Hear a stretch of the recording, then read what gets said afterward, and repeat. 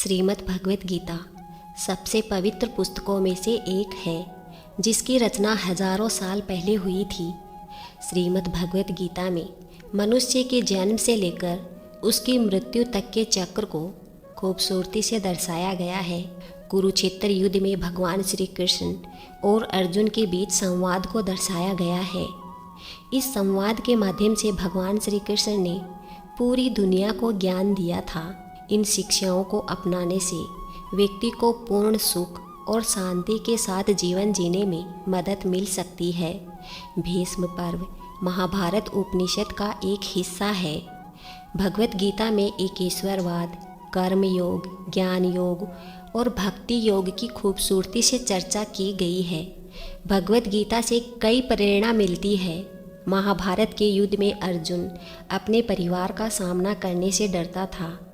हम अपनी समस्याओं का सामना करने से भागने की कोशिश कर सकते हैं, जैसा कि अर्जुन धर्म से भी निराश था। हम निराशा और अनिश्चितता की स्थिति में फंस जाते हैं। इनकी तरह श्रीमद् भगवत गीता की वे बातें हमें जीवन में सही मार्ग का अनुसरण करने और आध्यात्मिक मूल्य की तलाश करने में मदद कर सकते हैं, जो एक अच्छे और सार्थक जीवन के आचरण के लिए केंद्रीय है। यह हमें भक्ति, लगाव, उद्देश्यों का संघर्ष, नैतिक कार्य और प्रेरणा, कर्तव्य की भावना और सही कार्यों के बारे में गलत फहमी सिखाता है। श्रीमद् भगवत गीता अपने कर्तव्यों को निभाने और ईश्वर में विश्वास रखने के महत्व पर जोर देती है। इसी विश्वास को ध्यान में रखते हुए हम आपके लिए भगवत गीता की 30 ऐसी बातें लेकर आए हैं जो आपका जीवन बदल देने वाली है। तो इन बातों को अंत तक जरूर सुने। इंद्रियों और इंद्रिय विषयों के संयोग से प्राप्त सुख सदैव दुख का कारण होता है और इससे हर हाल में बचना चाहिए।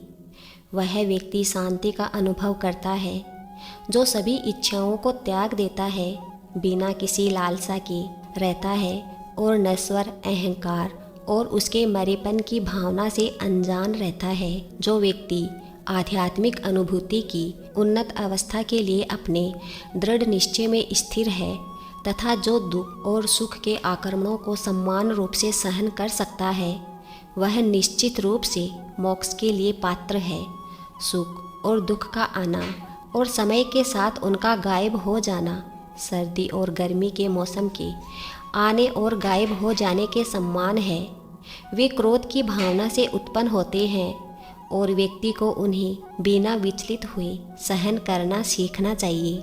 खुशी एक मन स्थिति है और इसका बाहरी दुनिया से कोई संबंध नहीं है।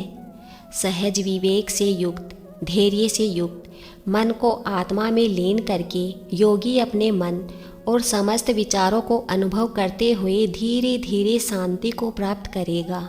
एक उपहार तभी शुद्ध होता है जब वह दिल से सही व्यक्ति को सही समय पर सही जगह पर दिया जाता है और जब हम बदले में कुछ भी अपेक्षा नहीं करते हैं। मनुष्य अपने विश्वास से बनता है। जैसा वह विश्वास करता है वैसा ही वह बन जाता है। वह मुझे प्रिय है जो सुखद के पीछे नहीं भागता, दुखद से दूर नहीं भागता, शोक नहीं करता, वासना नहीं करता, बल्कि चीज़ों को जैसा होता है वैसा ही आने और जाने देता है। जो सुख दीर्घ अभ्यास से प्राप्त होता है, जो दुखों का अंत कर देता है, जो पहले विष के समान होता है किंतु अंत में अमृत के समान होता है, ऐसा सुख मन की शांति से उत्पन्न होता है। जो संदेह करता है उसके लिए न तो यह लोक है, न परलोक है और न ही कोई सुख है। तू उन लोगों के लिए शोक करता है जिनके लिए शोक नहीं करना चाहिए, फिर भी तू बुद्धिमान की बातें बोलता है। बुद्धिमान लोग न तो मरे हुए के लिए शोक करता है और न ही जीवितों के लिए। भौतिक संसार में सभी सुखों का आरंभ और अंत होता है, लेकिन भगवान श्री कृष्ण में आनंद असीमित है और उसका कोई अंत नहीं है। इंद्रियों की दुनिया में पैदा हुए सुखों का आरंभ और अंत होता है और वे दुख को जन्म देते हैं। अर्जुन, बुद्धिमान लोग उनमें सुख की तलाश नहीं करते, लेकिन जो लोग शरीर में उठने वाले काम और क्रोध के आवेश में काबू पा लेते हैं वे स्वस्थ हो जाते हैं और आनंद में रहते हैं। वे अपना आनंद, अपना विश्वास और अपना प्रकाश पूरी तरह से अपने भीतर पाते हैं। भगवान के साथ एक होकर वे ब्रह्मा में निर्माण प्राप्त करते हैं। इस आत्मा विनाशकारी नरक के 3 द्वार हैं, काम, क्रोध और लोभ। इन तीनों का त्याग करो। कुछ लोग जहाँ भी जाते हैं खुशियाँ फैलाते हैं, जबकि अन्य लोग जहाँ भी जाते हैं खुशियाँ पैदा करते हैं। जो लोग आत्मज्ञान प्राप्त कर लेते हैं वे हमेशा संतुष्ट रहते हैं। आनंद और तृप्ति का स्रोत पा लेने के बाद वे बाहरी दुनिया से खुशी की तलाश नहीं करते। खुशी केवल स्वयं के भीतर ही पाई जा सकती है। जिसके पास कोई आसक्ति नहीं है वह दूसरों से प्रेम कर सकता है, क्योंकि उसका प्रेम शुद्ध और दिव्य है। और प्रेम के उन छोटे छोटे कार्यों से ही आप वास्तव में खुश रह सकते हैं। जो लोग अपने आप पर विजय प्राप्त कर चुके हैं उनकी चेतना में परम सत्य प्रकट होता है। वे शीत और उष्णता, सुख और दुख, प्रशंसा और निंदा में समान रूप से शांतिपूर्वक रहते हैं।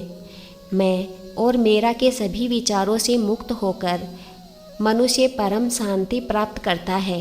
इस क्षणभंगुर संसार को बिना किसी लालच या भय के स्वीकार करो। जीवन के विकास पर भरोसा रखो और तुम्हें सच्ची शांति प्राप्त होगी। तुम खाली हाथ आए थे और खाली हाथ ही जाओगे। जो आज तुम्हारा है वो कल किसी और का था और कल कोई और उसे अपना कहेगा। जो व्यक्ति सुख और दुख से विचलित नहीं होता तथा दोनों में स्थिर रहता है वह निश्चित रूप से मोक्ष का पात्र है। खुशी आत्मा की है। आत्मा को कभी टुकड़े टुकड़े नहीं किया जा सकता, न ही आग से जलाया जा सकता है, न पानी से गीला किया जा सकता है, न ही हवा से सुखाया जा सकता है। अपने लिए इसे आसान बनाइए, व्यवस्थित रहिए और वर्तमान में जिए। आपकी दिन प्रतिदिन की गतिविधियाँ आपकी खुशी को नहीं छीननी चाहिए। धीरे धीरे धैर्य और बार बार प्रयास से मन स्वयं में स्थिर हो जाता है। हमें सुख या दुख, सर्दी और गर्मी जैसी द्वंद्वों के प्रति सहनशीलता सीखनी चाहिए और ऐसे द्वंद्वों को सहन करके लाभ और हानि की चिंताओं से मुक्त होना चाहिए। जिनकी इंद्रियां वश में नहीं है उन्हें न तो आत्मज्ञान है न आत्मबोध। आत्मबोध के बिना शांति नहीं है और शांति के बिना सुख नहीं हो सकता। अपना काम हमेशा दूसरों के कल्याण को ध्यान में रखकर करो। क्रोध से मोह उत्पन्न होता है। मोह से मन मोहग्रस्त हो जाता है। मन मोहग्रस्त होने पर तर्क नष्ट हो जाता है। तर्क नष्ट होने पर मनुष्य नीचे गिर जाता है। जय श्री कृष्णा। राधे राधे।